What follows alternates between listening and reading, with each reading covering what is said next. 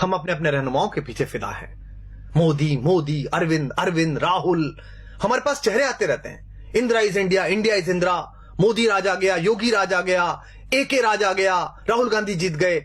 हमें पता ही नहीं है कि कुछ वक्त का काम है। मोदी हो, राहुल हो, अरविंद हो, योगी हो, कोई भी है, 5 साल, 10 साल, 25 साल, देश 5000 साल का है और मेरे और आपके जाने के बाद हजारों वर्ष रहेगा। लेकिन सोच के देखिए कि आप कंधार से लेकर ब्रह्म प्रदेश तक थे, लेकिन हमारी इन्हीं चुप्पियों ने और हमारी अपनी अपनी रियासतों, अपने अपने राजाओं के प्रति इन्हीं निष्ठाओं ने इस देश के टुकड़े करा दिए और हम चुप बैठे रहे। और आज हम अपने पूर्वजों को कोसते रहते हैं कि उनके रहते कैसा कैसे बट गया, हमारे रहते हो रहा है। दुष्यंत का एक शेर है, रहनुमाओं की अदाओं पे फिदा है दुनिया, इस बहकती हुई दुनिया को संभालो यारो। प्रधानमंत्री मेरे भी हैं, गृहमंत्री मेरे भी हैं। सदन में बोलने से काम नहीं चलेगा, बाहर एक्शन करके दिखाना पड़ेगा। हमारा एक बेटा वहां जासूसी के आरोप में पकड़ लिया है, बाहर से उठा के ले आए, बंद कर लिया है। हम सदन में चिल्ला रहे हैं, हम सड़कों पे चिल्ला रहे हैं, हम फेसबुक पे आउटरीच दिखा रहे हैं पाकिस्तान के खिलाफ। हम अमेरिका की तरफ मुंह करके कह रहे हैं कि आप पाकिस्तान को आतंकवादी देश घोषित कर दीजिए। क्यों? आपने कर दिया, आप कर दीजिए। सबसे पहले बैठिए पार्लियामेंट में और कहिए कि पाकिस्तान आतंकवादी देश है, हम इससे बातचीत नहीं करेंगे। लेकिन आपने तो उसे मोस्ट फेवर्ड नेशन का बिजनेस स्टेटस दे रखा है। कलेजे पे हाथ रख के बताइए, आप में से कितने लोग हैं जो पाकिस्तान से प्याज नहीं आई तो भूखे मर जाएंगे?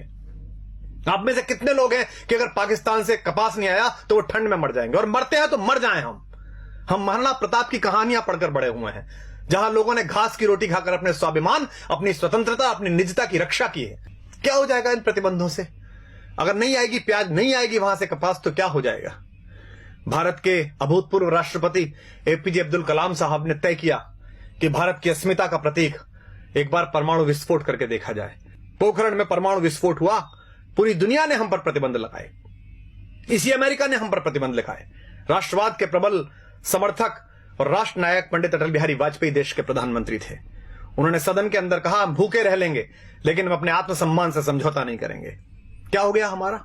लगा लिए इस अमेरिका ने प्रतिबंध। उसके बाद हाथ जोड़कर इसी भारत के बाजार के दरवाजे पर आना पड़ा ना अपना माल बेचने के लिए। 125 करोड़ हैं हम, पूरी दुनिया का फैसला कर सकते हैं। इनके बाजार बंद हो सकते हैं हमारे कारण, इनकी दुकानें बंद हो सकती हैं हमारे कारण। इसलिए तय करिए, इन प्रतिबंधों से डरना नहीं है, इनकी गीदड़ भभकियों से नहीं डरना है। ये 2-2 साल, 400-400 साल पहले आजादी लिए हुए देश, ढूंढे गए देश, अपने थोड़े से भौतिक बल के बल पर इस देश की आध्यात्मिक चेतना और इस देश की शक्ति को आंख दिखाते हैं। हम उस विवेकानंद के वंशज हैं जिन्होंने उस पराधीनता के समय पर भी शिकागो में जाकर दुनिया के धर्मों को यह बताया था कि हम लेडीज एंड जेंटलमैन वाले नहीं, भाइयों और बहनों वाले देश हैं। अयम निजः परो वेति गणना लघुचेत साम उदार चरिता नाम तु वसुधैव कुटुंबकम। इसलिए हम वसुधा को कुटुंब समझते हैं। लेकिन यह भी ध्यान रखिएगा, युद्ध की संभावना में जी रहे सब देश सुन लें, युद्ध भी है, बुद्ध भी है, जिसे चाहे उसे चुन लें। एक देश अगर आपकी तरफ इतने खतरनाक इरादे रखता है तो आपका व्यवहार समझ में नहीं आता, आप स्वधर्म में ही नहीं, आप तय ही नहीं कर पा रहे कि क्या करेंगे। इस देश को, लोगों को एक बार तय करना पड़ेगा कि हमारा स्टैंड क्या है। तो आप सबसे अनुरोध है कि ये जब कहा गया कि रहनुमाओं की अदाओं पर फिदा है दुनिया, इस बहकती हुई दुनिया को संभालो यारो, तो दुष्यंत ने इसी गजल में यह शेर भी कहा था कि कौन कहता है कि आकाश में सुराख नहीं हो सकता, एक पत्थर तो तबीयत से उछालो यारो। अगर आप राष्ट्रवाद का नाम लेकर लोगों का विश्वास मत हासिल करेंगे और उसके बाद राष्ट्रवाद के प्रबल प्रवर्तक बेटे वहां थप्पड़ से पीटे जाएंगे तो लोग आपसे सवाल करेंगे।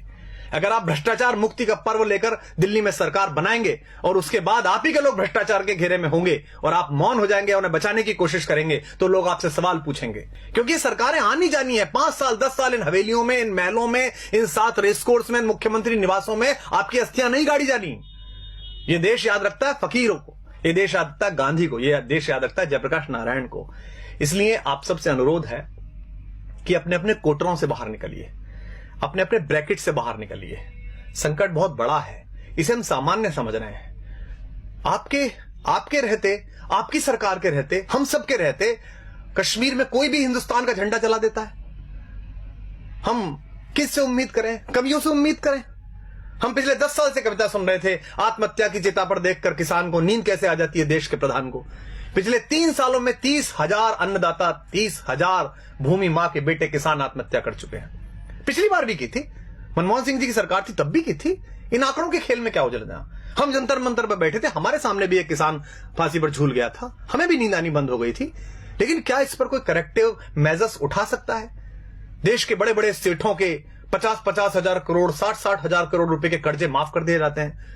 कोई भी आदमी हिंदुस्तान का 20,000 करोड़ रुपए लेकर लंदन भाग जाता है पार्लियामेंट का मेंबर होते हुए, और हम चुप बैठे रहते हैं। और किसान अपने मृतक किसानों के नरमुंड लेकर जनता मंत्र पर बैठे रहते हैं, और हम कहते हैं कि इस पर नहीं बोलेंगे चूंकि हमारे दल की अभी सरकार है। सरकारें किसी दल की नहीं होती, सरकारें देश की होती हैं। प्रधानमंत्री, मुख्यमंत्री, रक्षा मंत्री, गृह मंत्री ये किसी सरकार के हिस्से हैं, लेकिन ये देश के लोग हैं, ये किसी पार्टी का हिस्सा नहीं है। इसलिए दिल्ली के राज सिंहासन पर कोई भी बैठे, 5 वर्ष बैठे, 10 वर्ष बैठे, ईश्वर करे 20 वर्ष बैठे, जब तक ईश्वर उसे पास बुलाए तब तक वो वहां बैठे। लेकिन आम नागरिक होने के नाते इस पर सवाल उठाना शुरू करिए, अपनी अपनी राजनीतिक कैंचुलियों से बाहर निकलिए। अन्यथा इकबाल ने एक शेर कहा था, हमने उसे गंभीरता से नहीं लिया, और आज हम भारत, पाकिस्तान, बांग्लादेश के 3 टुकड़े देखते हैं। इकबाल ने जब यह शेर कहा था तब बर्मा से लेकर कंधार तक सिर्फ हम थे, हिंदोस्तान थे, सिंध नदी के आर पार पूरा भारत था।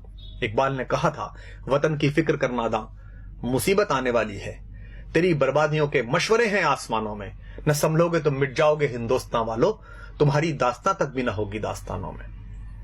पिछली सरकार पाकिस्तान से बात करती थी तो हम सब लोग और विपक्ष के लोग कहते थे कि देखिए कैसी सरकार है, पाकिस्तान हमले कर रहा है, हम उससे बातचीत कर रहे हैं। बातचीत होनी चाहिए, लोकतंत्र में महत्व यही है कि आप बातचीत करते रहें। लेकिन अब कोई भी अचानक पाकिस्तान चला जाता है, लाशें आती रहती हैं, पठानकोट पे हमला होता है।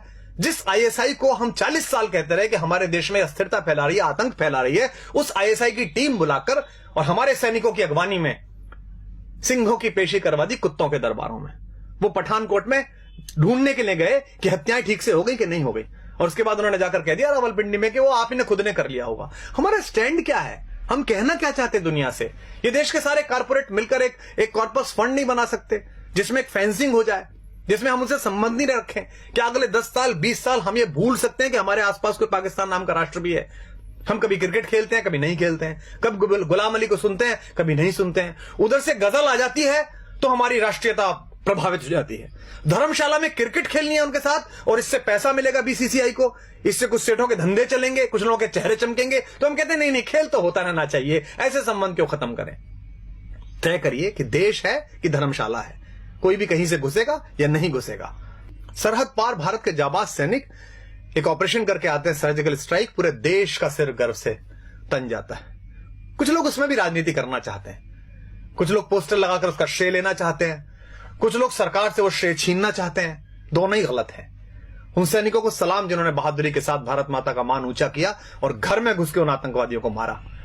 लेकिन उसी सेना का एक सिपाही हमसे शिकायत करता है देश से कि भाई आपके नेता, आपके अफसरों की मिली भगत से मेरी दाल वो खा गए, मुझे हल्दी का पानी पीना पड़ रहा है। तो हम चुप हो जाते हैं। हमको लगता है नहीं अब चुप रहो, सरकार तो अपनी है।